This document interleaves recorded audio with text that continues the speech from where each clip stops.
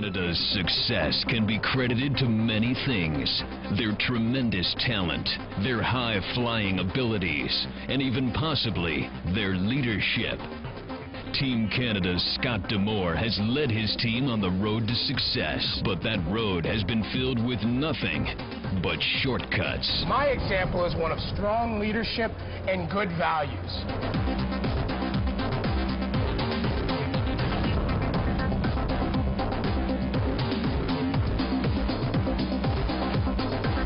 One man stands in D'Amore's way, a man who pioneered the very X Division D'Amore and Team Canada are trying to sabotage. This man is Jerry Lynn. Jerry Lynn, I don't know what strings you pulled, but you got it done. It's me and you this Wednesday night. Hey, Scott, you can take them. Hold on. Hey. Jerry Lynn, what you got done is you signed your death certificate. Because, my friend, there was two things I could do. I could be the Prime Minister of Canada, or I could come to TNA. And when I came to TNA, I chose the X Division. Why? Because it's about me. Jerry Lynn, it's about no limits. And I am no limits. This Wednesday night, you find out why. I'm not just the greatest leader. I'm the greatest X Division wrestler ever.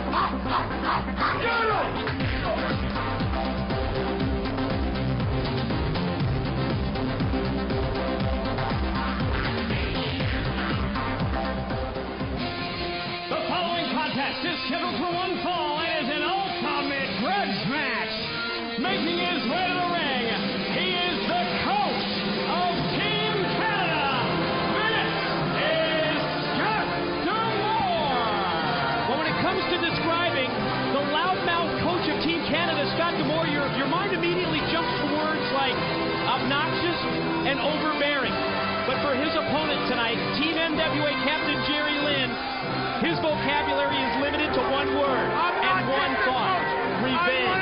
Weeks and months of revenge against Scott D'Amore. Oh, absolutely. Scott D'Amore has tried to humiliate Jerry Lynn every way possible. Not to mention Team NWA. It's about pride with Jerry Lynn, and he's finally going to get his opportunity tonight. You believe that? Greatest X Division wrestler ever. He's so full of it. And think of Jerry Lynn. For months he had to hear the vocal criticism and the doubt from D'Amore. And even after they won the World X Cup, Team NWA, it was almost as if D'Amore just turned up the volume on his anti-Jerry Lynn, anti-NWA rant. Now what's this? Oh, who's Jerry Lynn talking to right here? I mean, Scott D'Amore, who's he talking to? Someone's holding up a sign. I'm trying to read it. It says, Porky, Porky, Porky. Oh, look at that. Scott D'Amore getting into the crowd. I believe that's a Tennessee Titan of some sort. I understand that at ringside for this second anniversary show, several members of the National Football League Tennessee Titans. And his opponent from Minneapolis, Minnesota, this is Jerry Lynn. And here he comes. It's his chance for payback. One-on-one, and Jerry Lynn hits the ring. And are you shocked? D'Amore bails in an instant. Absolutely. I'll tell you what, Jerry Lynn wasn't worried about coming out to the crowd. He was worried about one thing, and that's sweet revenge as he comes right into the ring, and you can see D'Amore. Oh, what a coward.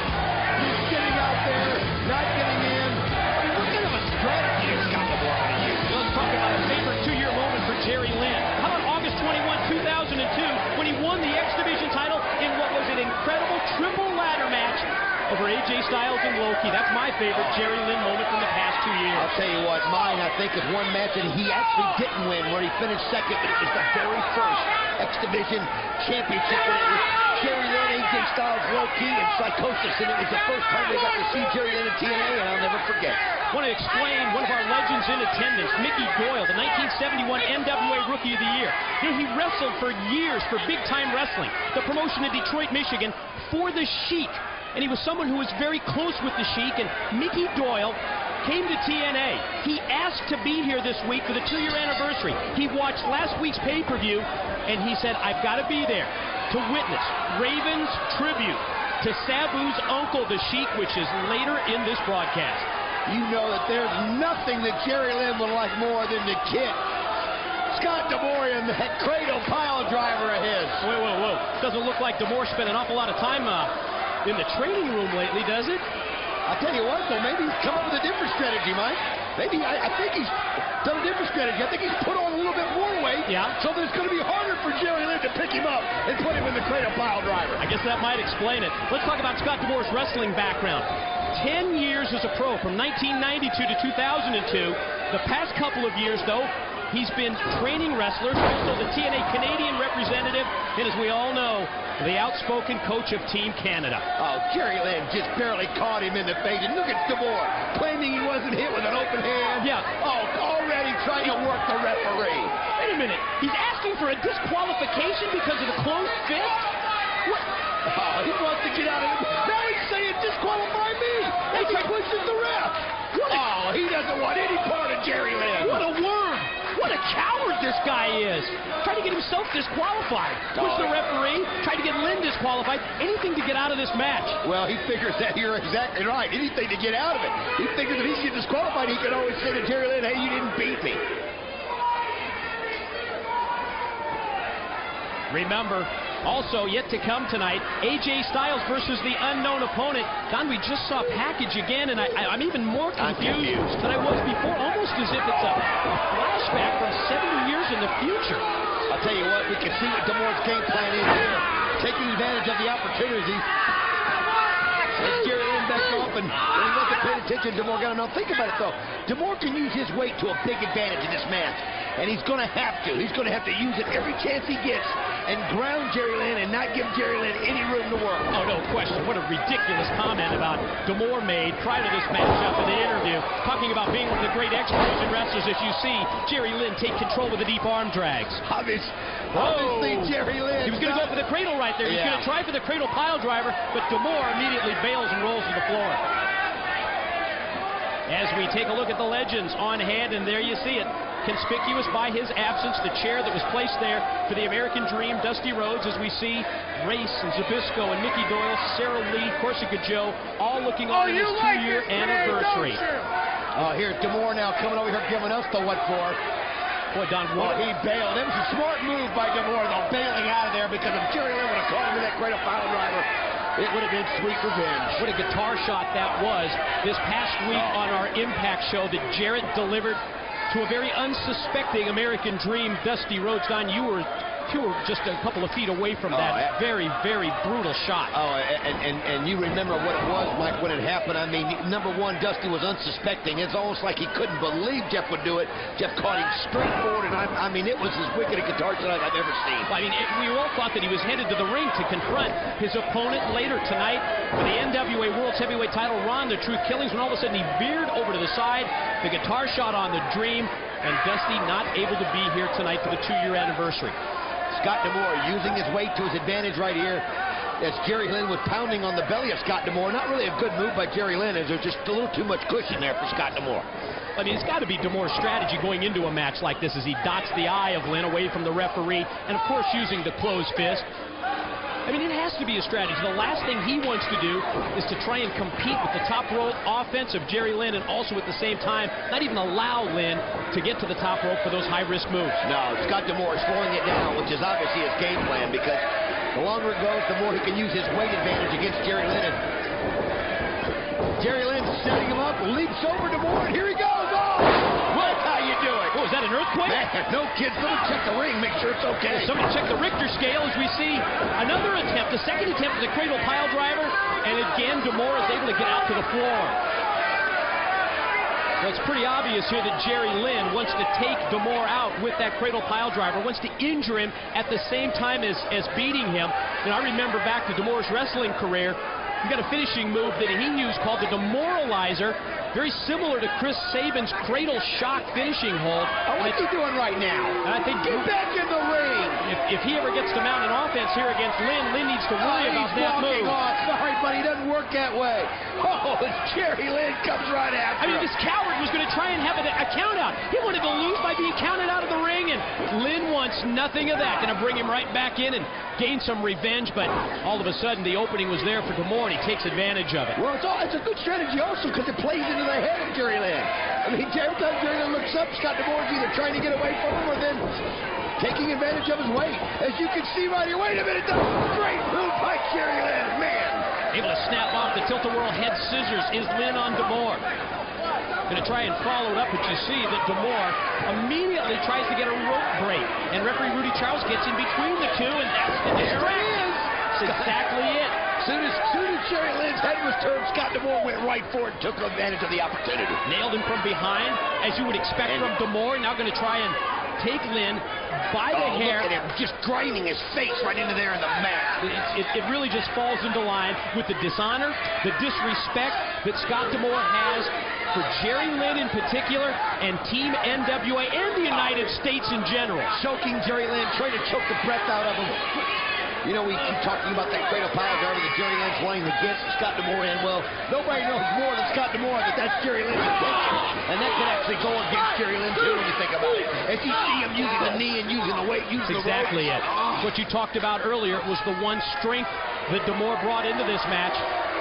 The weight advantage that he has on Jerry Lynn, and you saw him using all of his weight there to try and take the wind away from Lynn.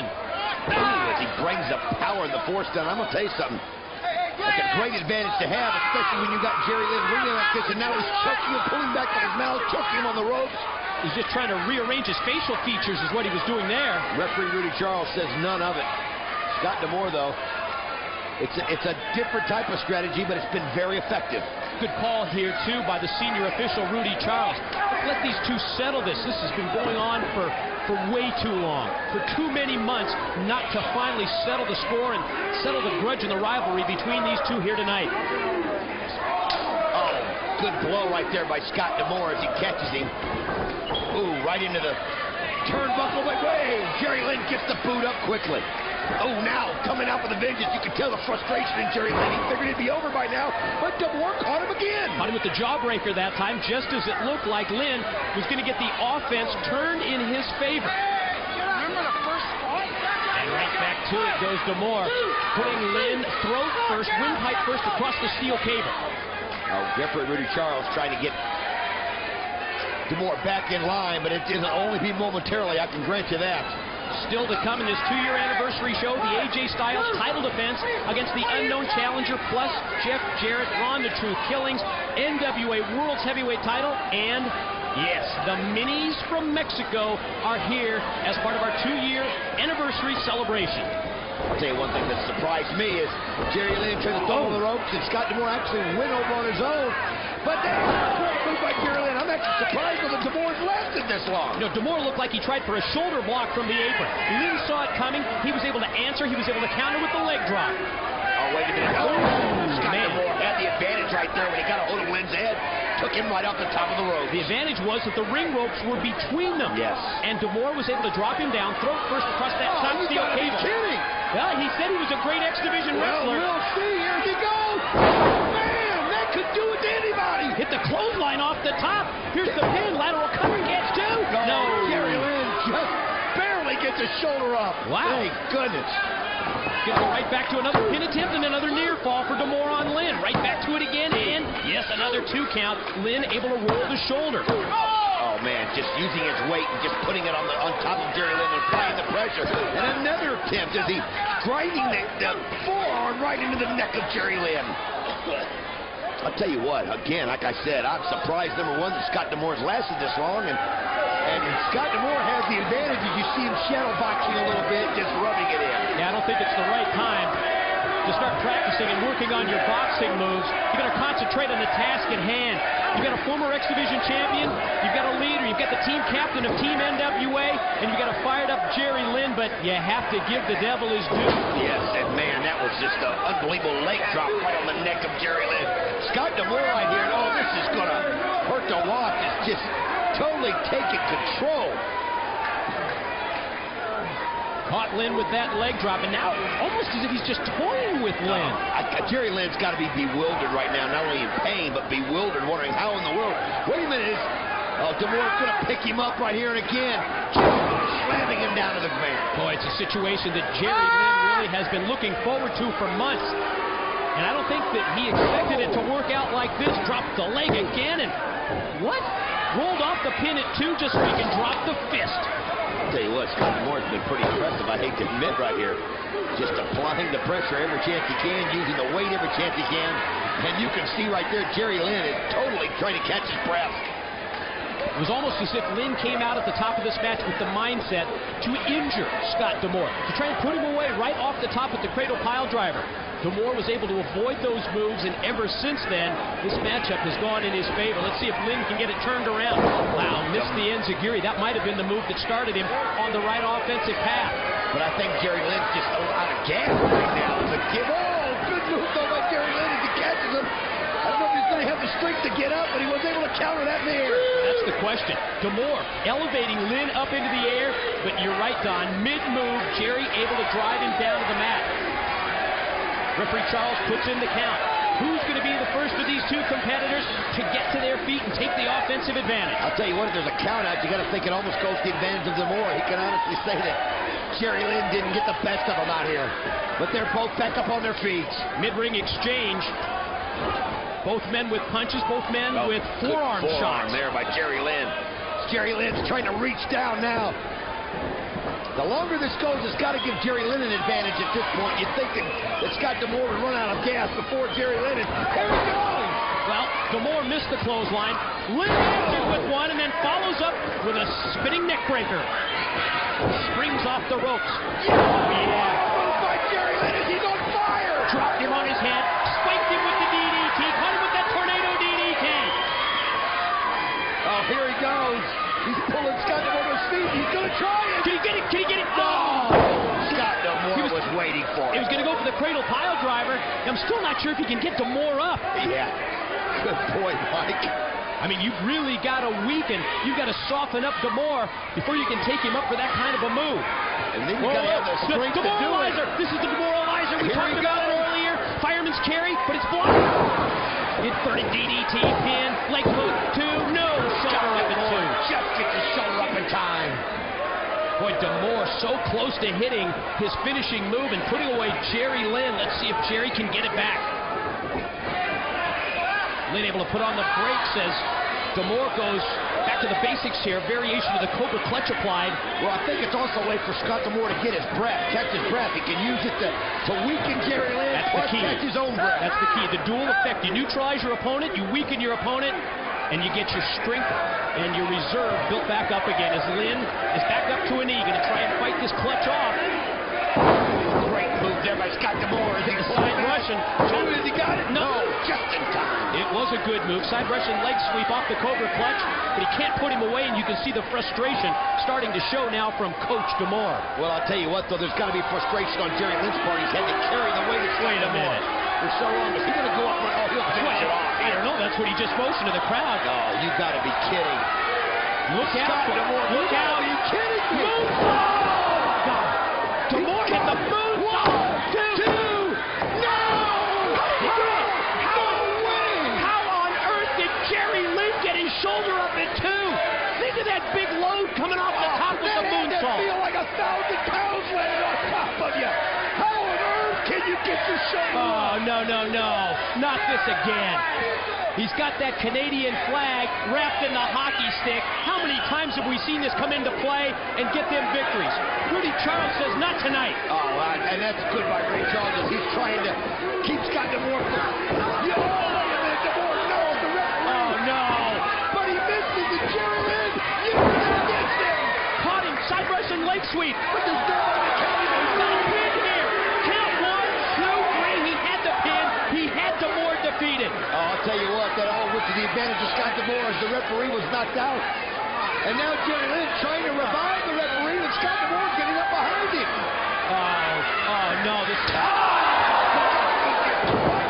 Broke the hockey stick across his back.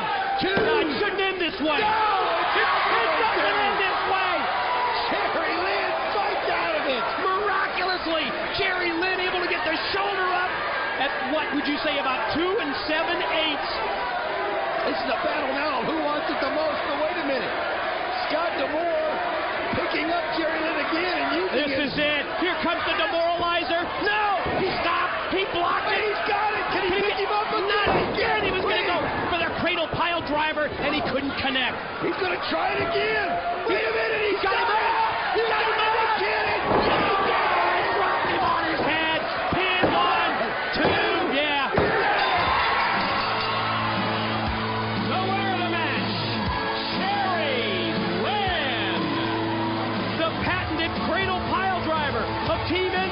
Captain Jerry Lynn allows him to finally gain his payback, finally gain his revenge against D'Amore. Let's look at the replay, Don. You can see Did you see how he caught his head? Yeah. Oh, Scott D'Amore, I'll tell you what, I've never been a fan of Scott D'Amore, but you don't want to see something like that. Whoa. Keep your eye on Eric Young. Just ran right past us down the ramp, and one of the Team Canada members is coming out here to attack Lynn. Oh, and Eric Young. And wait a minute, here comes Chris Sabin. This will even it up. Team NWA mate, one of Jerry Lynn's partners, Chris Sabin, has hit the ring. Tornado DDT by Sabin